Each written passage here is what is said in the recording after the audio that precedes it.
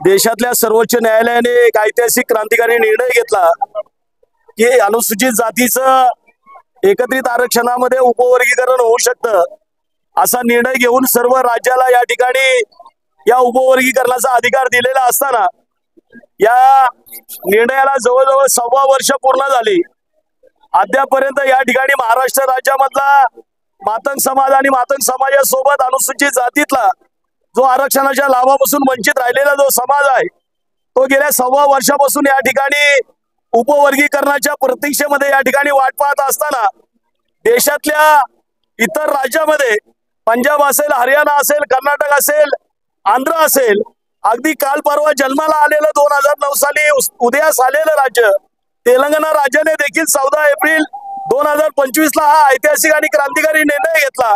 मात्र या महाराष्ट्र राज्याला आम्ही पुरोगामी राज्य म्हणतो, फुले शाहू आंबेडकरांचं राज्य म्हणतो आणि मग या फुले शाहू आंबेडकरांच्या पुरोगामी महाराष्ट्रामध्ये या शोषित पीडित देशभक्त मातंग समाजाला आणि इतर उपेक्षित जातींना न्याय द्यायला एवढा विलंब का, हा प्रश्न घेऊन सातत्याने या ठिकाणी हा मातंग समाज लवजी शक्ती सेनेच्या माध्यमातून रस्त्यावर उतरत असताना अनेक पक्षाला आजपर्यंत मातंग समाजाने मताचं दान दिलेलं आहे।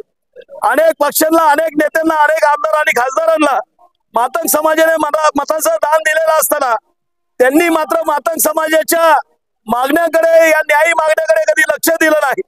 त्यामुळे या ठिकाणचे सत्ताधारी असतील, विरोधक असतील, या ठिकाणचे विद्वान असतील, या सर्वांकडे सातत्याने हा मातंग समाज या आरक्षणाच्या उपवर्गीकरणाची मागणी करत असताना मात्र दुर्दैवाने इथला सत्ताधारी किंवा इथला विरोधक देखील, इथला आमदार, खासदार, इथले विद्वान देखील या न्यायिक मागणीकडे लक्ष देत नाही। इतरांच्या मागण्याकडे लक्ष देणारा इथला सत्ताधारी आणि विरोधक तो मात्र या भोळ्या भाबड्या देशभक्त प्रामाणिक मातंग समाजाच्या न्यायिक मागणीकडे लक्ष देत नाही। आमचं अनेक वर्षापासूनचं मागणं आहे की या ठिकाणी जे आम्हाला एकत्रित 13% आरक्षण आहे त्या 13% आरक्षणाच्या मागाच्या लोकसंख्येच्या प्रमाणातला चतकोर तुकडा वेगळा करून द्या, आम्ही आमचं खात बसतो। ही न्यायिक मागणी या ठिकाणी घेऊन जात असताना मात्र इथली व्यवस्था लक्ष देत नाही। त्यामुळे पिढ्यानपिढ्या ज्या देवीला आम्ही आजपर्यंत साकडं घालत आलो, ज्या देवीला आम्ही आजपर्यंत कोंबडं वक्र देत आलो, ज्या देवीची आम्ही आजपर्यंत पूजा अर्चा करत आलो, शेवटी त्या देवीकडे आम्ही या ठिकाणी साकडं घालण्याकरता या ठिकाणी आलेलो आहोत।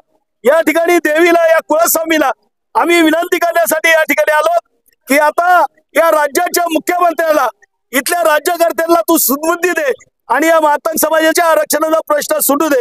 शिवाजी महाराजांना साक्षात्कार करून या यवनांना त्यांना हरवून हिंदूंचं राज्य करणारे आणि सगळ्या तमाम या महाराष्ट्रातली जनता सुख करणारे छत्रपतींना आशीर्वाद देणारे आई तुळजाभवानीच्या चरणी मातंग समाजाचं अबकड वर्गीकरण व्हावं यासाठी हा तमाम भोळा बाबळा मातंग समाज या ठिकाणी आलेला आहे।